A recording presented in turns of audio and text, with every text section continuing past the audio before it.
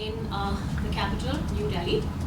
And we have this red, you see this red demarcation, this is West Bengal. So we have two sites in West Bengal, okay, that I'm talking about. Okay, Korakati, where is it? So if you look at the map, this is Calcutta, and it is towards the eastern part, which is kind of very close to Bangladesh border. And it is one of the most remotest sites possible. You know what, I have traveled extensively for Hole in the Wall project with Professor Mitra, and I thought I knew all about remoteness in India. But trust you me, as I'm working in School in the Cloud, this, I think, Korakati is the remotest of the remote that one can even possibly imagine. Okay. And we come to Chandrakona, which is the second one, which interestingly is the western end of Calcutta, right?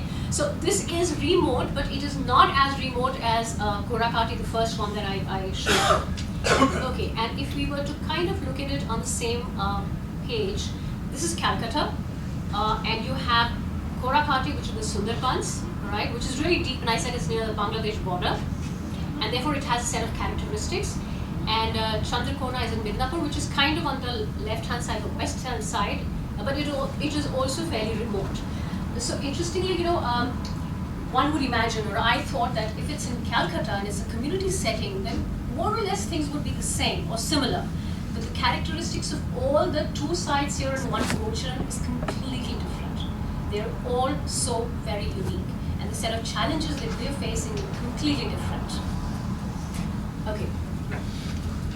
How remote is remote, and this is the ferry ride that we take to.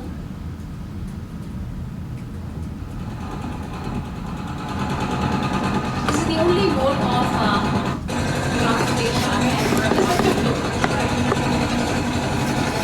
So it's actually a wooden plank, and you have an engine fitted into it, a scooter engine.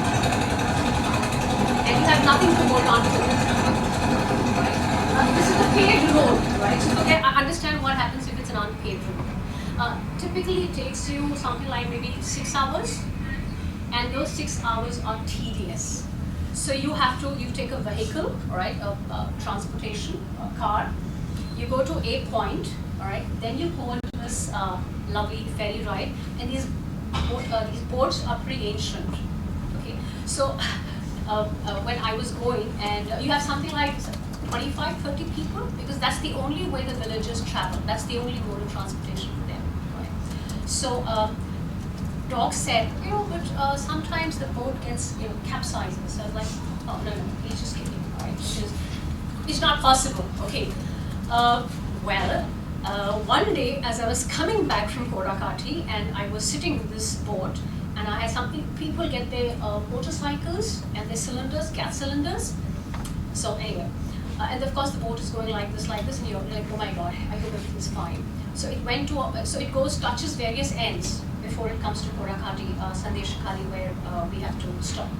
So we went to one port, and just as it was reaching that, there was yet another boat, and people were kind of getting down, and suddenly the boat capsized, and everybody went down into the water, and I was like, it was just happening, and it was in split seconds, and I was like, is that really what's happening? Okay, and by the time our boat had reached the shore, and everybody was jumping into this, and I went frantic, and I said, oh please stop, you know, because I said I'm going to drown, I don't know how to swim.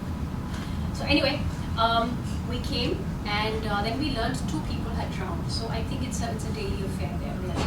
So okay, so that much about the remoteness. All right. So what I'm going to talk about is now what are we examining and how. Okay. So we are primarily interested in reading comprehension. Right. These are tests that we do periodically. So every 4 months is when you do a reading comprehension. So we have 3 levels. A, that's the ASAR level, which is basically annual status of education report, and this is a very extensive organization who does work all over India. Then you have, and this is in terms of level of complexity. Then you go into the worksheet, which is typically the UK standard worksheets, and then we have news report. clipping. So the whole idea being that if a child can read a newspaper, which is a real life example, then he's sorted. You know, he can read and comprehend, right? Then we have this internet skills is the one that we are developing with along with Professor. It's also happening in Argentina, by the way. So this is a test that we are developing right now, and if that works, which I think it is, it's going to be the first of its kind. So what it really is, it's a task-based test for knowledge acquisition, and I'll just show you what it contains. So there are a pool of questions, and they're on the basis of level of difficulty. So we have six levels of difficulty, right? So something as simple as what is the time in New York? It's a factual information, right? So children just have to surf the net and get the answer. To the last one, which is why are women usually shorter than men? So there is no wrong or right answer. You just need to substantiate your data. So children are given this, and please understand, in India, in Delhi and in West Bengal, these children have never ever seen a computer. Forget about internet, right? And forget about working on a computer. And of course, we don't teach them anything. So they are given this question, and so initially they did not know where to type the question, right? But they just figured it out, and they find the answer, and I'm going to show you that, right? And then we are videotaping the whole thing, and we also not just the information, but we ask them what they've understood of it, right? So that's the comprehension that we're also testing. Then we have confidence, which is every 6 months, which is basically an in-house test that we're developing, or we developed, and the aspiration. A quick, I can go on and on because it's so interesting. Initially, when you ask a child, so what do you want to become? And the child is like, it's too abstract. And later on, after say 3 months or 4 months, you say, what do you want to become? And they say, a school teacher or a computer teacher. So I'm just trying to give you a sense of where these children come from. So asking a child what you want to become is an abstract question. Okay. All right, so this is the most interesting part that I quite like. That's the remoteness and the challenges. West Bengal, I've kind of, for sense of ease, divided into 4 components. One is technical, manpower, natural, and socio-economic. So what do I mean by technical? In these sites, you don't get internet connectivity, right? Or if you do get, you have poor interconnectivity. We got dongles, and we said, okay, let's place dongles, but they don't necessarily work. So what we did was really that in Chandrakona we had this some stick, and then we placed the dongle there so that the dongle was outside the window and it could get its connection, but that also did not work. We have, of course, Skype sessions, and that's where the grannies come in, so they get beamed and into Skype, and they come and talk to the children. We've had times when there were no Skype sessions. So in the website, if you see the Newcastle website, you see you have the grannies. So we tell them that these are the slots available, and the grannies then book the slots. So if a granny has booked a slot, and in Chandrakona, because of whatever reason, there is no Skype session, the granny gets worked out. Obviously, because she's somewhere in, say, Mexico or Argentina. And she wonders why is the connection not happening? So we have to actually then tell her that, you know what, it's okay. The problem was from our end.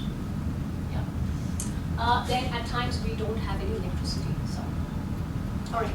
When you talk of manpower, for us as a sustainable model, typically what we did was we hired the local coordinators, people who had actually given us the land. These people have limited skill sets. They've never worked on a computer before. So we tried to train them. Again, the whole idea being the village or the community has to take ownership. But that really didn't work. So then we had to hire people from Calcutta.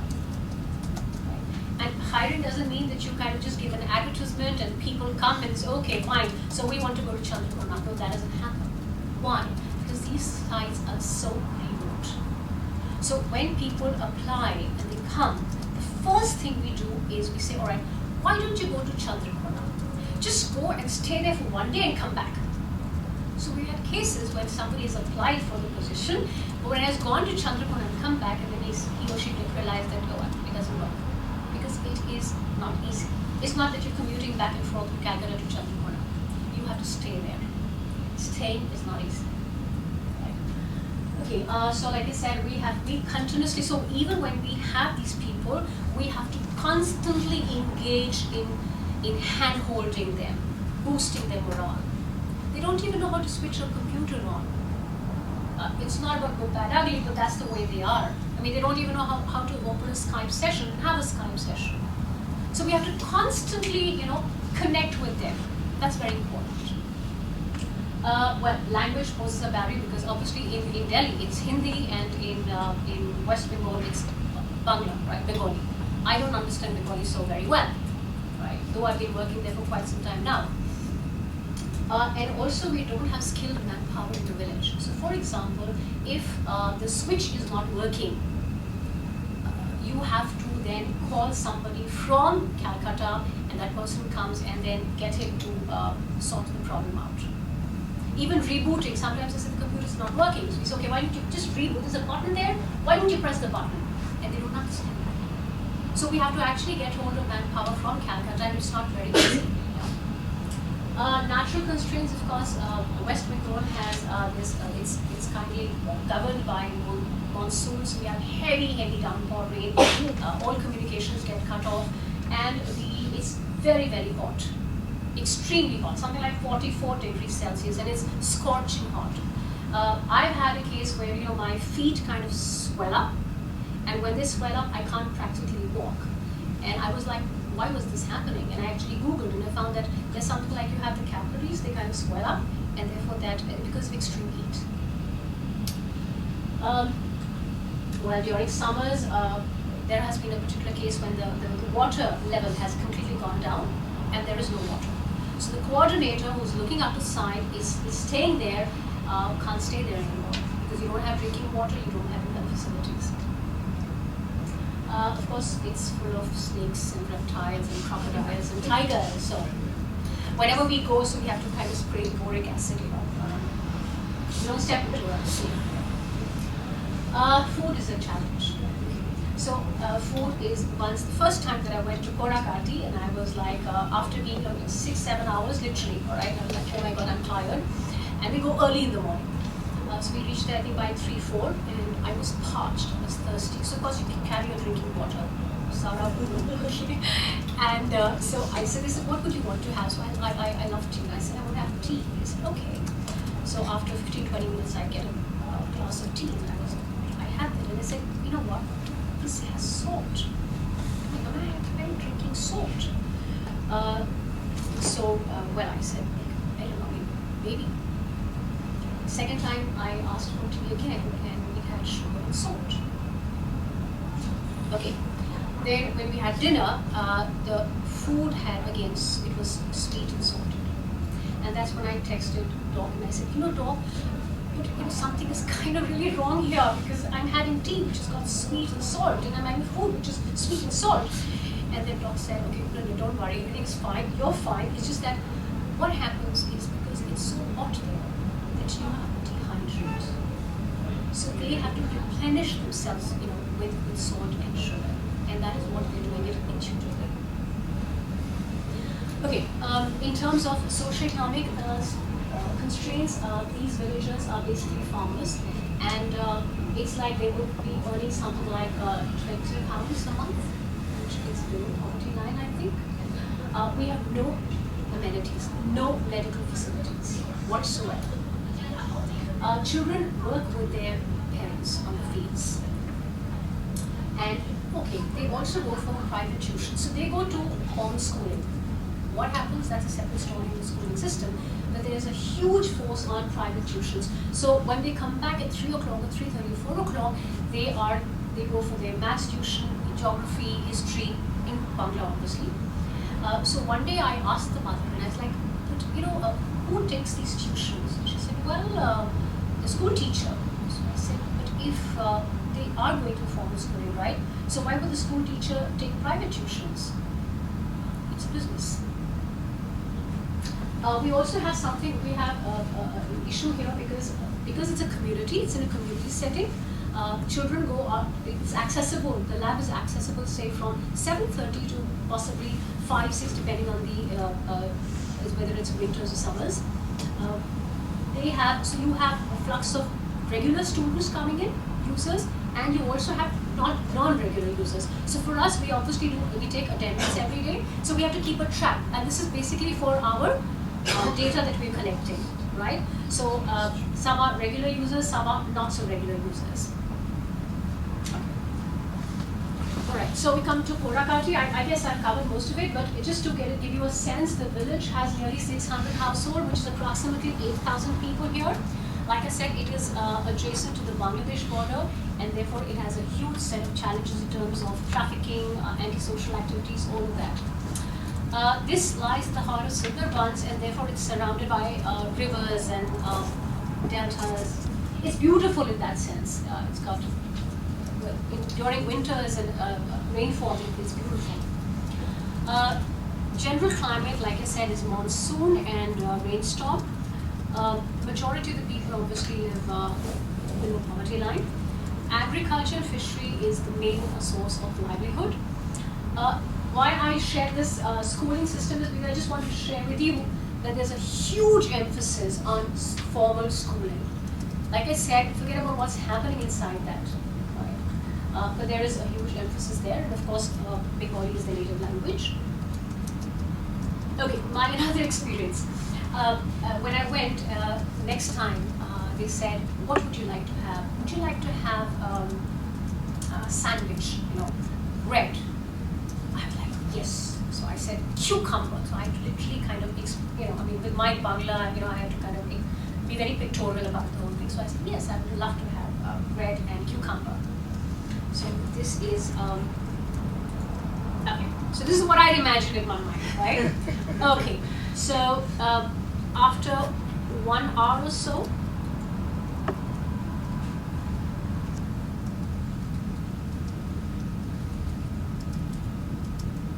this is what I get. This is chapati, rotis, right, yeah, and that's cucumber, and that's lonka, which is green chili. So what with it. Okay. The basic fabric, it's basically, it's one of the most challenged side, Korakati, both in terms of construction. So we had to get everything from Calcutta onto the ferry, onto the tuk-tuk, and then there. Right? In terms of internet, huge issues. Right? Why? Because you have this tower, right, which is the internet tower, that typically should, so they say that the radius should be 15 kilometers. But the lab is something like 20 to 25 kilometers away from the tower, so you have very poor and weak signals coming. And of course, electricity is a big problem, so most of the time the tower is kind of defunct, so we don't get internet connectivity. Lab was inaugurated March 2014, but it did not get, it wasn't functional, right? Because again, like I said, construction and internet issues. This, interestingly, is a solar-powered lab, so everything works on solar. It's beautiful when it's working. In fact, we have AC, right? Computers, electricity, lights, fans, AC. So there was this girl, and she was working, the AC was on, she was working, and we were like, "Oh my God, thank God, I mean, it's fantastic." And we were feeling brilliant, right, sitting inside the lab. So when this girl stepped out after, say, 30, 40 minutes, she was like, in Bangla, what she meant was, "Oh, you know what? I love this heat. This is wonderful." So what we understood of a child being excited about staying in the AC environment was just the opposite. Okay, so we have two coordinators. Like I said, one is the local coordinator, and one is somebody that we got from Calcutta. We also have a lady there, and this was on purpose. This lady is the daughter-in-law of the person who's given us this land. So the whole idea being that once we back out after 3 years, because it's a 3-year research period, then they kind of take this over because they feel ownership, right? So she opens the lab, she closes the lab, she cleans the lab, so she's partaking in this whole activity, right? We have approximately something like 300 children here, and we do have, like I shared with you, internet connectivity. It's a government, the BSN is a government vendor, right? and they stay. It's like we had to literally get them from one site and get them to show the solar powered Korakati lab and say this is yours. So they took pride in that, but again we do have problems like I shared with you because of internet connectivity. So we had to get VSAT. This is a private vendor from Delhi. This was basically open for 19 months and it's been operational for 12 months. Right. So that's 1 year. I mean, yeah. Granny sessions, we do have granny sessions, we post granny sessions, but unfortunately, we just got something like approximately 39% is what the children had exposure to as far as granny sessions are concerned. So we are constantly engaging with the grannies, but of course, like I said, we've got huge challenges in terms of electricity, internet, and sometimes, grannies it's difficult to mobilize the grannies to take a regular session. Children mostly come from grade 2 to grade 8. Okay. So this video, all of this is for my internal consumption, the video. So I just if it's not good, in terms of typical early morning. It's not morning for them. They've been up since 4:30. This is what they do. I just thought it's kind of insightful to understand village life, and it's no less busier than a city life. Hemlata, তুমি কি করবে? the daughter in হ্যাঁ, a key learning station.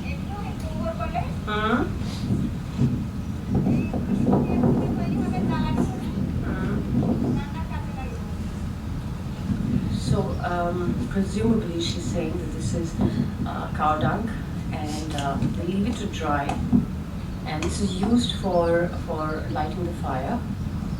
And cow dung typically has a lot of properties. It's a very good manure.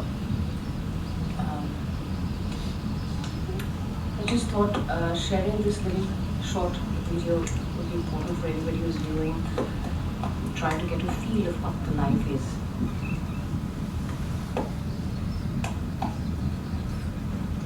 And That's show you the solar power panels. Okay. So this is where this whole thing is mounted. 40 feet high WiMAX for there. internet connectivity. And it's kind of these on top, you can see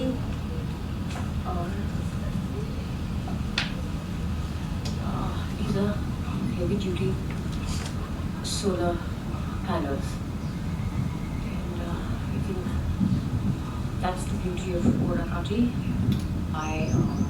Everything runs on solar, whether it's water, electricity, fans, computers, internet, and that is it. And this is Ronita, who's like a young sister companion throughout the trip, and she's been looking after me, taking care of me. She understands my weird Bengali and my little bit of English and Hindi. So where they stay? Just a sense of where the... So that was about Korakati. It's otherwise very beautiful. Okay, so we also maintain, so we have a local coordinator who is there and who just kind of documents everything, right? So we have grannies who document, at the same time the coordinator also documents the entire day. Because it's important for us for the research purpose, right? Because you have to study the patterns and trends of what is happening. So we also maintain a diary. So every month we say what are the challenges of that particular month and how did we address those challenges. So for example, August 14, we had hired a coordinator. Then we had to hire yet another person called Momita, and she stays in Calcutta because she was the one who could understand Bangla, right? So I could not speak in Bangla and I couldn't really talk to them. So we had to come, so she acted like a conduit really. So then November 14th, we hired another coordinator from Calcutta. And so these are some of the issues which I've already kind of stated earlier. For example, March 15th, we had shortage of water, and the water levels had gone down, and therefore everybody had to come out of the place, and we couldn't go. And imagine what happens to the children who staying there, right? April 15th is when, because the government of VSAT was not, the internet was not working, we kind of got a VSAT from Delhi. And sometimes because it's a solar powered lab, sometimes the solar power doesn't work, and there have been issues, for example, the inverter. Okay. Now the second the site is Chandrakona. This is run by an NGO. It has something like 122 inhabited villages, and it is located in Kiageri. That's where the lab is located. Having said that, we also have 5 villages nearby who also come to the School of the Cloud lab.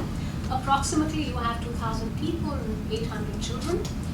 This is 150 kilometers from Calcutta, but again, please don't get misled by just 150. So, oh my God, what a fantastic, lovely, right? That's not it, right?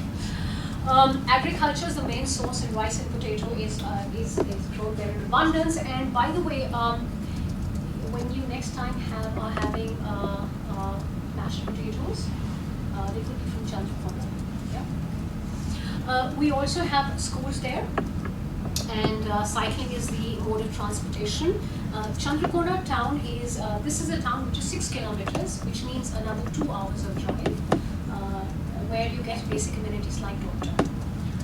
This lab was also got operational on March 2014, but we had to close down because again of some issues like the coordinator not being there and the internet not being there.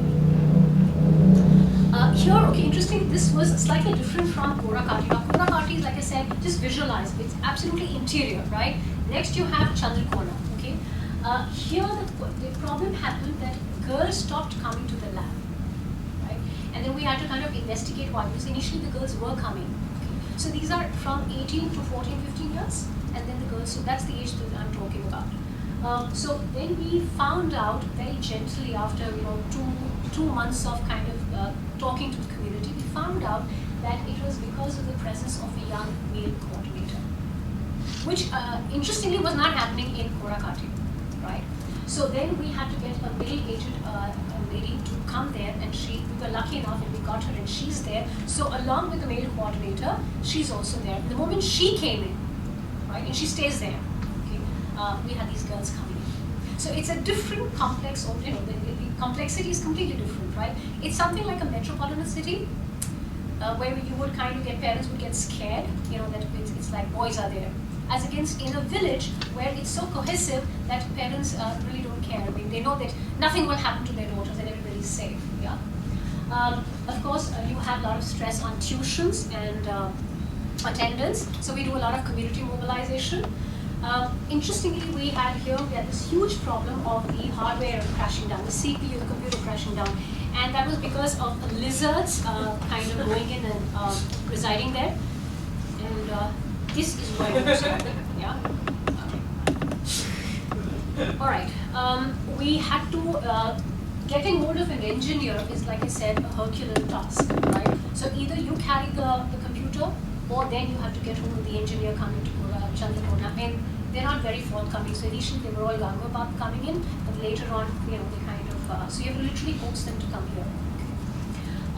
Internet is there, but again, like I said, it poses challenges, and therefore you have to have a constant follow-up. This was operational again for 19 months, but actually it was operational actively for 16 months.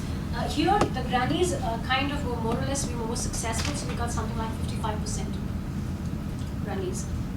Again, the same situation, we maintain a diary, and if you kind of quickly look at it, this is what the problems that we face, and we address it every month. So it's not that at one side, you open it and everything is going fine. No, you have to struggle day in and day out. Okay, one session, granny session, which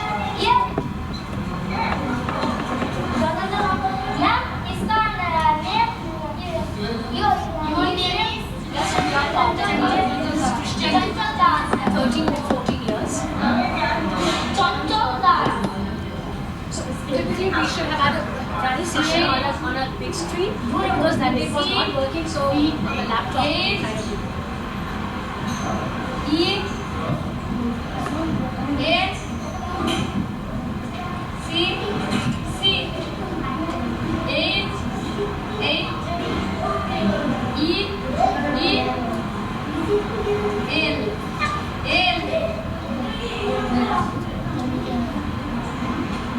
Yes, spelling is right.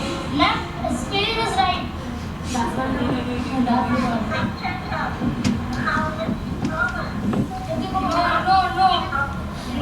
No brothers, no sister. Ma'am, he has no sister. No brothers. So I thought I'd just share this with you.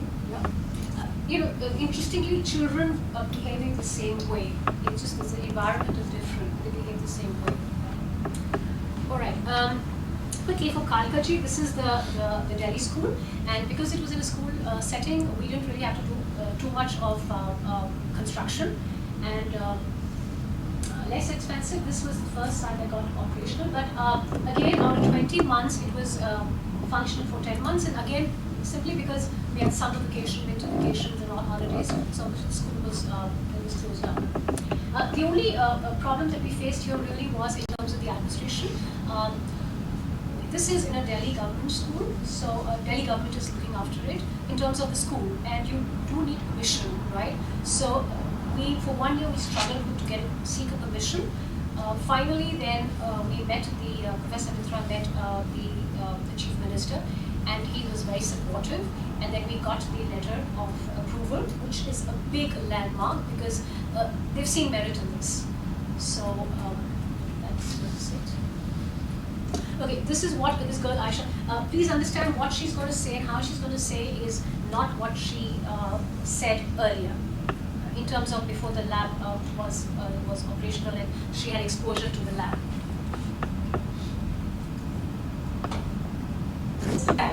Aisha. And which class do you study? 8th grade. Lab is very different from other classes because usually when we come in school, we doing prayer and first prayer, second prayer, fourth, and we after lunch and we go at home. But when the soul lab is come in our school, we come here and we thinking these computers are available for us and only teachers. But Rekha ma'am said, this computer is yours, you do anything. So I'm very happy. Yes, it's for me. And internet is very, very, very important for us because when we confuse any questions in my class and when my subject teacher say about your activity and any subject homework and holiday homeworks, so we can do on internet and get the answer. So it's very useful for us. And Adna ma'am is so sweet. She talks with me like a friendly. She not behave like a serious or means teacher.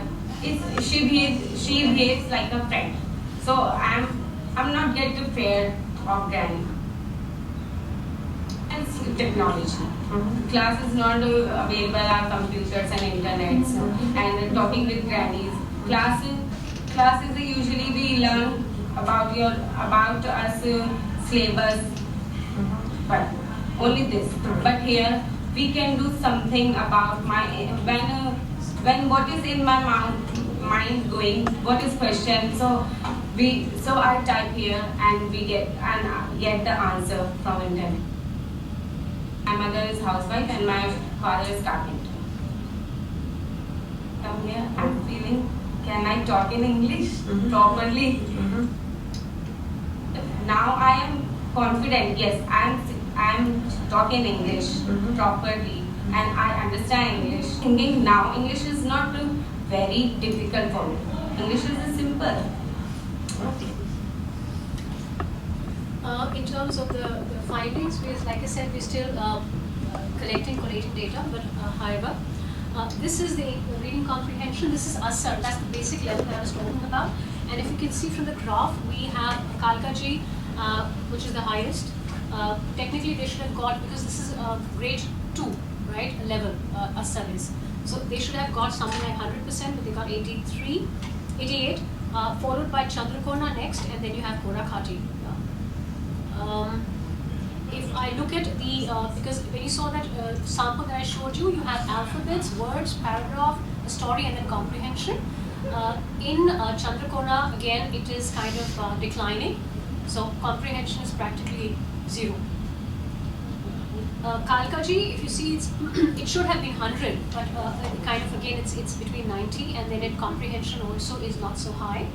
And these are class 6th, 7th, and 8th children, by the way, in Kalkaji.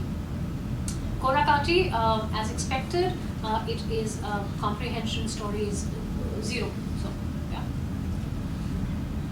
Okay, this was a comparative. So we do it after every 4 months of exposure to School in the Cloud lab, right? So this, if you see the comparative after baseline and the third time testing, the third time testing comparative, Kalkaji is practically 100%. Chandrakona has also done pretty okay, and Korakati has also gone up 71%. If I look at the pre and post, if I see Chandrakona, this is the baseline, so overall they got 63%, and on the 5th testing, they were 86%, which is statistically significant jump. Alright, this is the worksheet. So a worksheet, like I shared with you, is the second level of the difficulty level in English, and these are, they have to read it and then explain what they mean and they understand. So quickly I'll show you, this was the baseline. So we did, for all of the sites, we did a baseline because we wanted to see where they start from, right? This is Ritu, and just to get a sense of, please just focus on what she's saying, how she's saying it, right? Ritu, 3rd February 2014, start. Not 2, 3, air and water have a competence, then have. So I hope you've got a sense of how she's picking up. Now this is, now that she's there, Ritu. Ritu, roll number 24, 12 October 2015, worksheet Kalkaji, start. What do the air and water have in common? They all have matter. So you can see the difference in baseline and now, yeah? Okay. Similarly for the internet question that I talked about, the internet skills, level 1 question, this is again 9th grade. 20th April internet test, Kalkaji, 9th A, group 2, first question. Yeah. My name is Aisha and he's my group, and my group is 2nd. I'm from 9th A. Okay, so first question is, what is the weight of elephant? I found from the internet that real weight of real animals like 5,000 kg of African bush elephant and 2,700 African forest elephant, and also 2,700 kg. Just to give you a sense of how they're kind of, so please understand they've never ever used a computer before in internet, right? So now they've been able to go to that level and answer the question and be able to explain. And this is the level 6 question, which is the most difficult question because it's abstract really. Group 2, internet test, 16th October, 9th A, last question, 6th question, what is infinity? My name is Kirti and I am from group 2. This is my group, and today's question is, what is infinity? Infinity is the idea of something that has no end. In our world, we don't have anything like it, so we imagine traveling and on, trying hard to get there, but that is not actually infinity. So don't think like that, it just hurts your brain. Just think as angles or boundaries. If there is no reason something should stop, that it is infinity. इसका मतलब क्या हुआ? Infinity means जो चीज कभी खत्म नहीं होती है. Endless. It is not anymore, but there is nothing that like, so we are only imagining.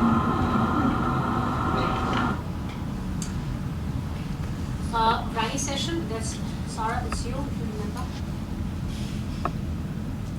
Yeah, okay.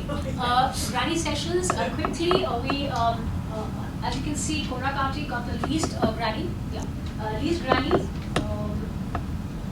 This is in terms of, the session that we posted, 16, and we had 4 out of 16. So it's the most poor case scenario, followed by Chandrakona, where again we had something like 26, and then 14 grannies came in to take the session.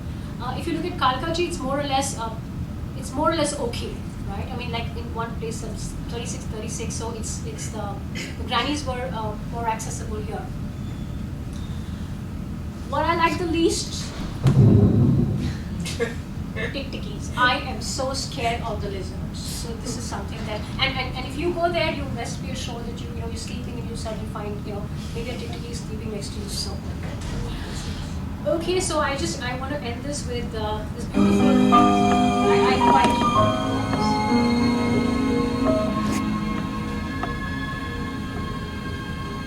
And that's the expression that kind of touched my heart. What we're doing is just this. We're lighting up the lives of these children. We of course have a lot to do. We're on the second phase now. Actually, this is third year practically. And we're still on data collection. Hopefully by June, July, we should start collating. We are in the process because it's huge data. So the grannies report, and then we report, and then we do periodic tests. So we have this huge data, and we need to analyze the data. And so that's it.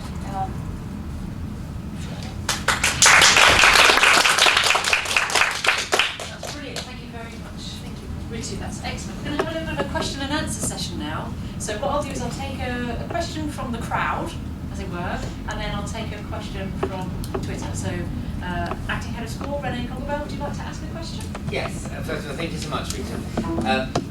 Couple of questions, or one comment. First of all, the testing sounds really interesting to me, but the question is still there, that you make the claim that the activity of the centre or the lab helps the students to improve.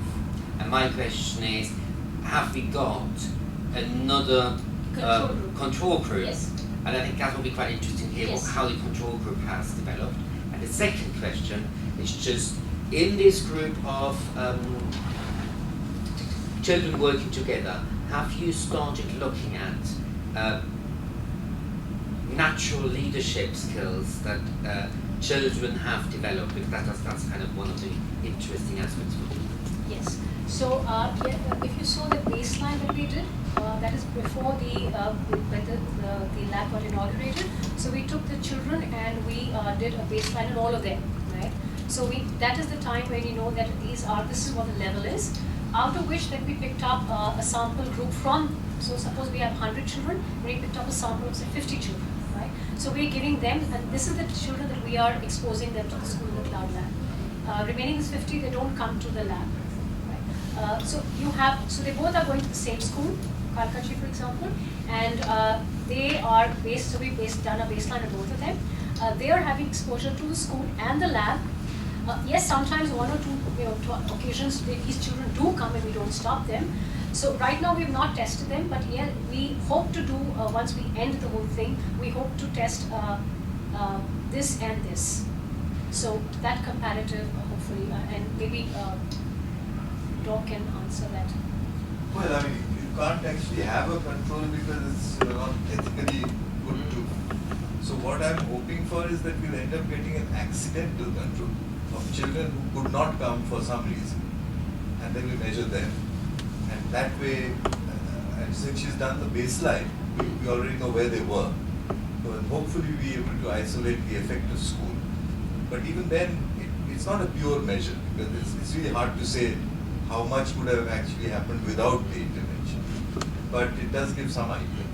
Yeah, but then also, Doc, if you're having it in all these sites, and if you have a similar pattern, then you can with certain level of confidence say that yes, children who've continuously had access to school in the cloud and everything, they've been doing fine. Yeah, I mean, obviously there is some logic in saying that if there is an error, but is the error exactly the same in all the sites? So that's not likely. So we are actually seeing an effect. And there is, of course, the very intriguing possibility of comparing with England to see if at another level, I mean, these kids may be at 30% and those at 70%, but is the incremental change similar? In which case you have almost concrete. second part of What's about yeah, the leadership? leaders. Yes, Leadership. yes, of course. So in like you saw that boy Krishnedu, he was, you know, and the Priyappa, the girl. So immediately you find, just like you would see in a classroom, right? That you have some, you know, 2 or 3 children are leaders, take on to leadership. So that's exactly what happens here also. In Kalkaji, you had another girl called Jaya. She immediately took on to the leadership quality. But you see that girl Aisha, who actually we recorded, she after 6 months, she is kind of at par with Jaya. Right? And now we're seeing yet after 3-4 months, we're seeing yet another set of 2-3 children girls coming up and speaking in the, you know, probably the same level as Jaya and Aisha. So Great, thank you very much. Thank you for that, Renee. We've got a question from the Granny Cloud core team. And they're saying, as we're mostly not teachers, we're not sure if our reports from the labs are useful to you. Can you tell us if they are and how they are used? Okay, so yes, definitely they are very useful. So the testing that we're doing here is your quantitative testing, right? We're also doing qualitative testing. So when the grannies write, we get a report of the grannies, and we also are doing a report writing to the coordinators. They're writing the reports. So we are taking both the reports, and we're trying to study, it's corroborating with each other, and then we're trying to study the trends and patterns that come out of it. For example, Doc was the first one who was working on the computer, and then he was assisted by XYZ, you know. So that, if that gets corroborated by the coordinator, then we know that, all right, these are the leaders, and therefore their marks should go up or not, you know. So that integration is happening, yes. Have we got another question from the house? Kajita? Yeah, I just had a question because with the course that we are doing, we are trying to figure out what kind of skills and knowledge kids should have by 12. So I was trying to wonder, with your study, have you been able to establish that these kids have got critical thinking skills and, you know, like all the skills we've been talking about? And like, I know it's a bit early to say they have it, but have you been able to? Well, so it's a tricky question, I guess. Right now, we're just looking at reading comprehension and internet skills. In the process, we are definitely seeing, because the internet is not just cutting and culling information, but to be able to read the information, to be able to translate it into your own language and, you know, own words. So somewhere it's critical thinking that's also coming into play. But yes, we are still struggling with it, and we can't really say right now because we're in the process. But I guess. Well, we kind of bumped accidentally into a nice measure, which is that, which won't work here. It only works where English is not the native language. Is that you ask them to read something in English, whatever the way they read it, and then you ask them in their native language, so what does it mean? That seems to roll together comprehension, critical thinking. Just by listening to their voice, you can figure out how much they've actually understood. I'm trying to quantify it, but it's very easy. It's a very easy measure. Okay, great. Another one from Twitter here. Do you know if the schools in the cloud are improving the children's performance in their everyday school? Well, We don't know really. And I would be very surprised if they are. Because the measure of everyday schools is to do with how people learn without the internet, without any aid. So if we apply that measure to children who are growing up with the internet, they're all going to do very badly. So that's what I expect, but I don't think she's actually measured. Good. Another question from the room? What's the plan after the research is done, and how long it will take to get the research done? so we have 3 years. We've already gone into the second year, end of second year. So we have practically 1 more year to go, and that's when we have to collate and analyze the data. After which, I think we're trying to look for some sustainable model, and we're trying to hope that these labs continue. And I think Newcastle is also looking into it. But the plan is to have like this kind of schools around the world? Yes, yes, absolutely. So we are, for example, it's happening. It's happening naturally, organically. It's happening. Mexico, Argentina, Colombia, New York. It just all these places are having school cloud, solar labs. But that's not because we just are concentrating right now on this. But yes, it is happening naturally. Because I guess somewhere people are seeing merit to that. Good. Any other questions from Newcastle? Yeah, Sally? You talked about how there was resistance from the school administration at the beginning, and I would imagine from teachers as well, because this is something they're not familiar with. I just wondered, what were teacher perceptions like at the beginning in the women's type of school, and have they changed? So particularly in Kalkaji, because it's more contained, the principal was, so why did we choose the Kalkaji side? And that's, there's an interesting reason for that. We had a hole in the wall in this particular school, and the principal had seen the merit. So she said, all right, so I want you to put the school in the cloud lab. Though we had not sought permission. So we were in the process of seeking permission. Obviously the teachers, there was a lot of resistance from the teachers, because they were like, what are they doing? What is this computer? I mean, what is this happening? And there's no teacher and children are going there. Because obviously they make a lot of noise. So the teachers don't understand that. But interestingly now, it's what we see is that teachers during free periods are sending the children to the lab. And sometimes there was one interesting case when the teacher had some conference, and they said, they went to the coordinator and said, but we need some information, so how do we get it? We want to use the internet. So that the coordinator said, why don't you ask the children? So they said, will the children help us? And they said, yes. So you then actually saw both the teachers and the children working together. So they are kind of, I think it's a slow process, but yes, it is. Brilliant. I think we're going to draw it to a close there. So I'd just like to say to Ritu, thank you so much for a wonderful talk, coming all the way over from India. And thank you very much from everybody here that participated at Newcastle University with the Schools in the Cloud, and for Sarah Cosman for doing all the tweeting that she's been doing and everybody tweeting, and also to everybody that's followed us online. So thank you very much until next time. Thank you. Thank you.